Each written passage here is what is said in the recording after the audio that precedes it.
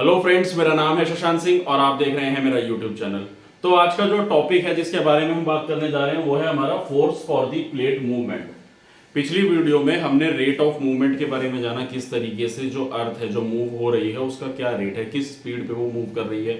अब हम इसमें बस ये सेकंड लास्ट टॉपिक हमारा बचा है इस चैप्टर का। तो what is this? That is a force for the plate movement, यानी कि जो प्लेट मूवमेंट्स हैं, यानी कि हमारी जो लिथोस्फेरिक प्लेट्स हैं वो जो मूव कर रही हैं उसमें फोर्स कौन लगा रहा है, किस तरीके से फोर्स लग रहा है, कौन उनको पुश कर रहा है, जिसकी वजह से ये सारी चीजें हो रही है। फिजिक्स में पढ़ा है ना आप लोगों ने कि फोर्स की वजह से ही मोशन क्रिएट होता है। तो ये जो मोशन क्रिएट हो रहा है इन प्लेट्स का, इन प्लेट्स के मोशन क्रिएट होने में फोर्स किसकी लग रही है। तो वैसे तो हम लोगों ने जाना तो कुछ थ्योरीज के बारे में पढ़ा था, लेकिन एक बार फिर से उसको समराइज वे में पढ़ते हुए जानेंगे क्या पूरी चीज कहानी है इसकी। तो देखिए, पहले वैगनर ने थ्योरी दी थी कॉन्टिनेंटल ड्रिफ्ट थ्योरी।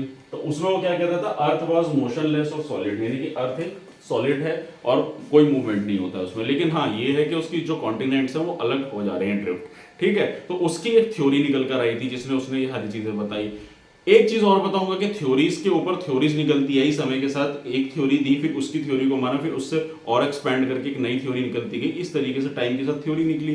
तो जब वैगनर ने ये थ्योरी दी, उसके बाद थ्योरी फिर क्या हुआ, दूसरी थ्योरी निकल कर आती है सी स्प्रेडिंग थ्योरी और प्लेट टेक्टोनिक थ्योरीज। अब ये किसने दी थी वो आप कमेंट सेक्शन में बताएंगे, मैं पिछली वीडियो में बता चुका हूँ।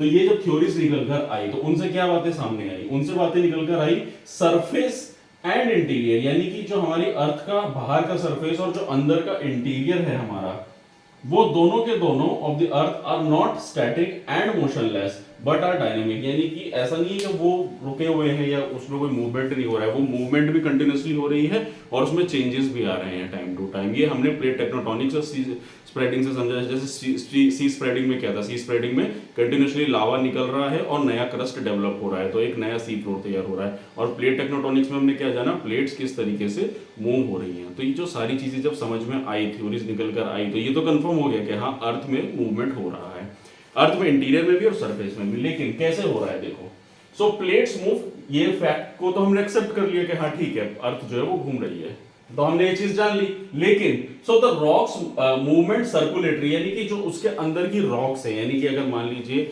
ये हमारा अर्थ, ये सरफेस है हमारा, और सरफेस के नीचे जो रॉक्स हैं, जो मैग्मा वाली रॉक्स है, वो कंटिन्यूसली सर्कुलेट हो रही है, घूम रही है ना, मैग्मा खोल रहा है, तो इस तरीके से सराउंडिंग तो देखने को मिलेगी ना।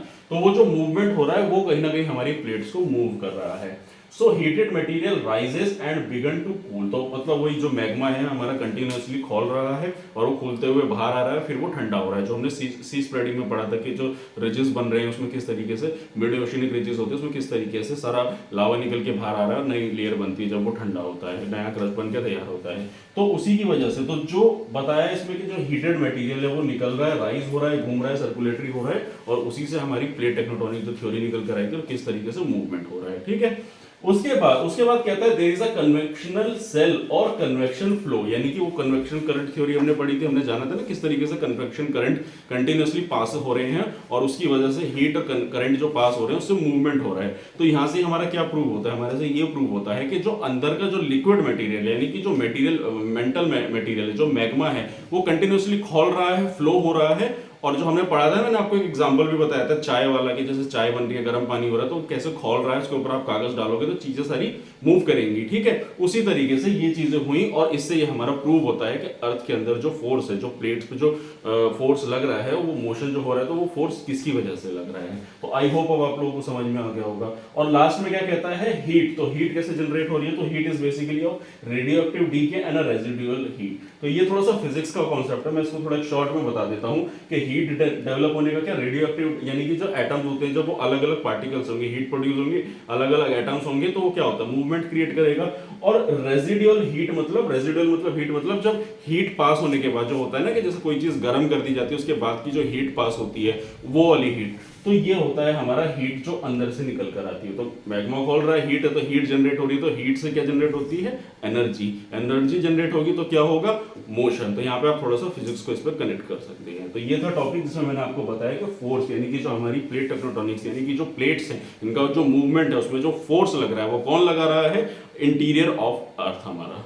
ठीक है, तो यही था आज का टॉपिक। तो अगर आपको मेरा काम पसंद आ रहा है और अगर आपको मेरी वीडियो अच्छी लग रही है तो मेरे चैनल को सब्सक्राइब कीजिए, मेरी वीडियो को लाइक कीजिए, और आने वाले समय में आपको और ऐसी इंफॉर्मेटिव वीडियोस मिलती रहेंगी। जाएगी। तो आज के लिए इतना ही, मिलते हैं लास्ट इसकी अगली वीडियो में जो हमारा लास्ट टॉपिक बस बचा है।